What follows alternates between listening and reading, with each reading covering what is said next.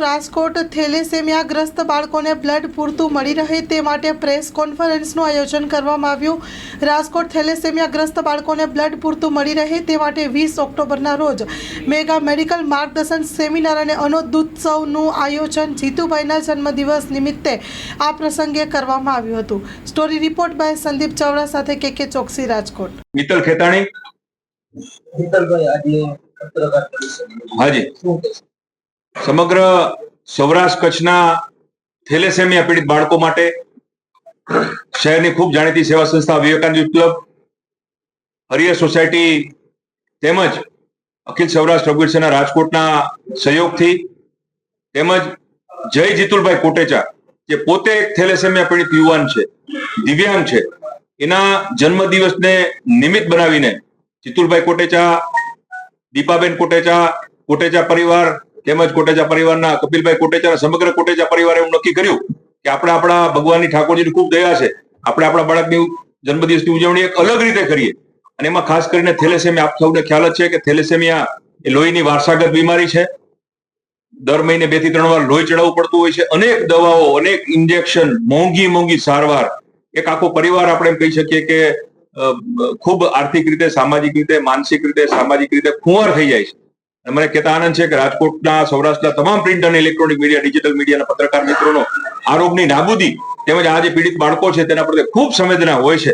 ત્યારે આ જય જીતુલભાઈ કોટેચાના જન્મદિવસને નિમિત્ત બનાવીને તારીખ 20 તારીખે હરિયર સોસાયટીના પણ સંપૂર્ણ સહયોગથી અને જીતુભાઈ કોટેચા પરિવારના સંપૂર્ણ આર્થિક સહયોગથી સંસ્થાઓ નિમિત્ત બની છે અને સમગ્ર સૌરાષ્ટ્ર કચ્છના જે થેલેસેમિયા પીડિત બાળકો છે તેના માટે એક મેગા મેડિકલ માર્ગદર્શન કેમ્પનું તેમજ સાથમાં આનંદોત્સવનું પણ આયોજન કરવામાં આવ્યું છે।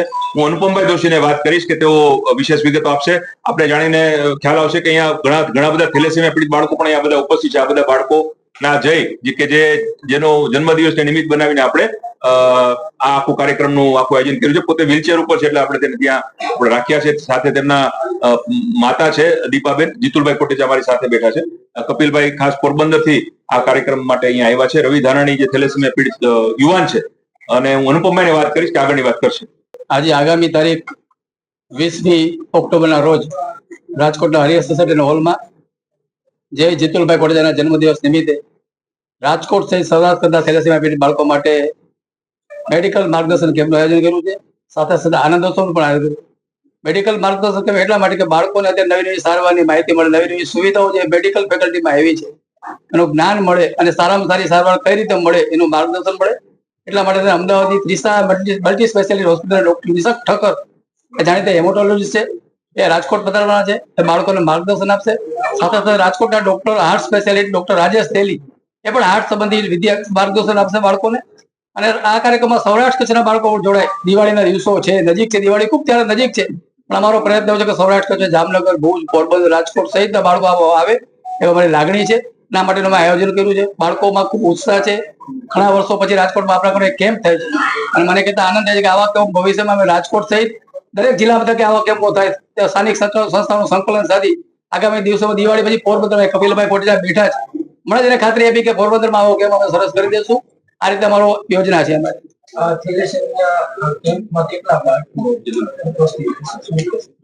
200 થી વધુ બાળકો, 250 થી વધુ બાળકો ઉપસ્થિત રહેશે। અમે દરેક બાળકો ફોન કરશું, સોશિયલ મીડિયાના માધ્યમથી જાણ કરશું, પત્ર દ્વારા માહિતી આપશું।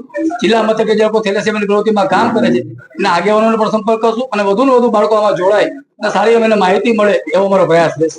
થેલેસેમિયા છે ને બહુ ગંભીર બીમારી છે, હવે એને જળમૂળમાંથી જાય એવી કોઈ આપણે ટ્રીટમેન્ટ કે સારવાર કે કોઈ એવું ભવિષ્યમાં કઈ આયોજન કરવું? એની સારવાર તો અત્યારે ઉપલબ્ધ નથી, પણ લગ્ન પહેલા જે આપણે કુંડળી જોડે ગ્રહ મેળવી છે એના બદલે જો થેલેસેમિયા ટેસ્ટ કરવામાં આવે તો આવા બાળકો જવાબદાર નથી। અમે સરકારમાં માટે રજૂઆત કરી છે, સૌરાષ્ટ્ર ઇન્સ્ટિટ્યૂટમાં રજૂઆત કરેલી અને વિદ્યાર્થીઓ માટે ફરજિયાત એક્સરસાઇઝ કર્યો હતો। સરકારે તાજેતરમાં જ ગયા તો ચોમાસુ સત્રમાં માટે બિલ પણ લાવવાના હતા થેલેસેમિયા ફરજિયાત, પણ કોઈને કારણસર આ બિલ આવ્યું નથી। એટલે સરકારની પણ મારે વિનંતી કે વહેલી તકે આ બિલ લાવે, થેલેસેમિયા ટેસ્ટ ફરજિયાત કરે તો આ રોગ નમાજળ અટકાવી શકાય। માઇનર ને મેજર કે જે સિસ્ટમ છે એમાં જે બે દી જોડી હોય એમાં એનું પૂરું કેવી રીતે પતિ પત્ની 2 મહિનો તો આવા બાળકો જન્મવાની શક્યતા રહે છે।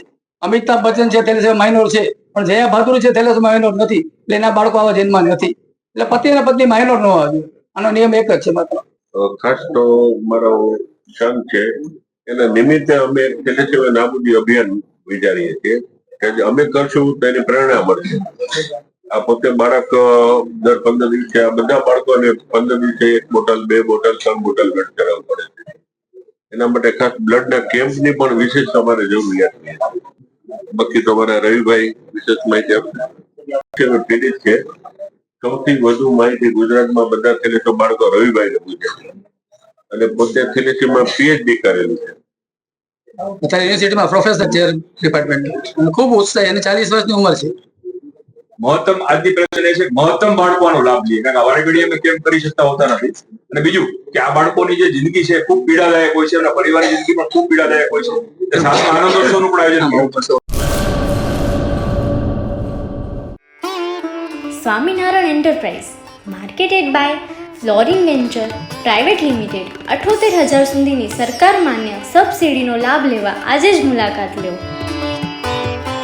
વારી કંપનીની સાથે કામગીરીનો સતત 10 વર્ષનો અનુભવ અમારી કાર્યદક્ષતા દર્શાવે છે. અમારા માનવતા ગ્રાહકો માટે નવરાત્રી દિવાળી નિમિત્તે ખાસ ઓફર. રૂફટોપ લગાવો અને મેળવો RO ફિલ્ટર અથવા સોલાર પેનલ સાફ કરવાની ઘન મફત. તો રાહ શેની જુઓ છો? આજે જ સોલાર રૂફટોપ લગાવો અને વીજ બિલ માટે મોટી રાહત મેળવો. સરનામું નોંધી લેજો. Safe stage building near Jaynagar bus stop, Jaynagar, Bhuj.